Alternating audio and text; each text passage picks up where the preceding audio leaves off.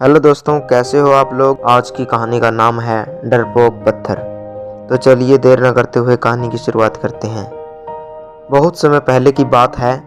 एक गांव में एक मूर्तिकार रहता था।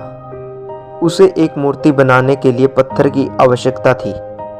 वह पत्थर खोजने के लिए जंगल में चला गया।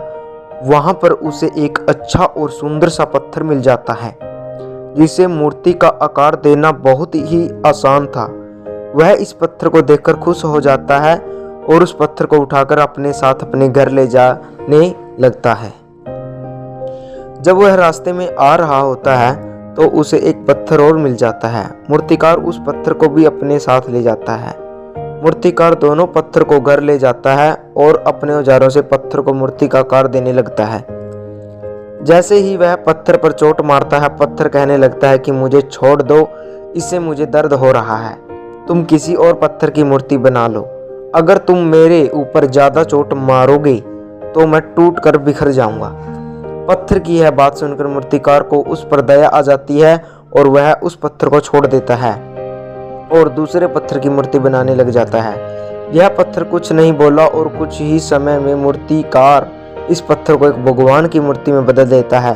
भगवान की मूर्ति बनाने के बाद गांव वाले उस मूर्ति को लेने के लिए आते हैं। जब गांव वाले उस मूर्ति को ले जाने लगते हैं तो वह सोचते हैं कि मूर्ति के पास नारियल तोड़ने के लिए एक पत्थर की आवश्यकता और पड़ेगी। इसके लिए वह दूसरे पत्थर को भी अपने साथ ले जाते हैं। गांव वालों ने मूर्ति को मंदिर में रख दिया और उसी मूर्ति के नीचे दूसरे पत्थर को भी रख दिया। जब भी मंदिर में लोग पूजा करने के लिए आते तो वह मूर्ति पर दूध चढ़ाते और फूलों की माला डालते और नीचे रखे पत्थर पर नारियल को फोड़ते थे। इससे पत्थर बहुत परेशान होता था। जब भी लोग उस पर नारियल फोड़ते थे उसको दर्द होता था। इस पर वह पत्थर मूर्ति बने पत्थर से बोलता है कि तुम तो बहुत ही खुशनसीब हो। लोग तुम्हें दूध स्नान कराते हैं और तुम्हें लड्डू का भोग लगाते हैं और मेरी किस्मत तो बहुत ही खराब है। इस बात पर मूर्ति बनाने वाले पत्थर ने जवाब दिया कि मूर्तिकार तो तुम्हें मूर्ति बनाना चाहता था, लेकिन तुमने दर्द की वजह से इनकार कर दिया। अगर तुम उस समय ऐसा नहीं करते तो शायद आज मैं तुम्हारी जगह पर होता और लोग मेरे ऊपर नारियल फोड़ रहे होते। लेकिन तुमने शुरुआत करता दर्द सहन नहीं किया और तुमने आराम का रास्ता चुना, जिसकी वजह से अब तुम्हें दर्द सहना पड़ रहा है।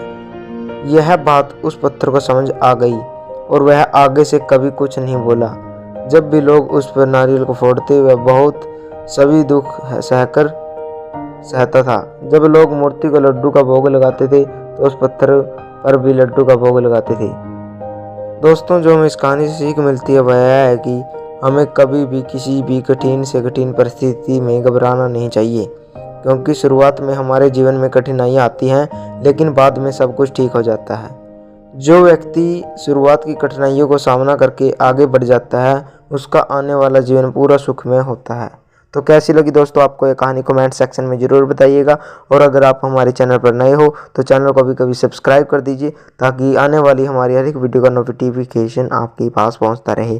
तो मिलते हैं दोस्तों ऐसी एक अच्छी कहानी के साथ।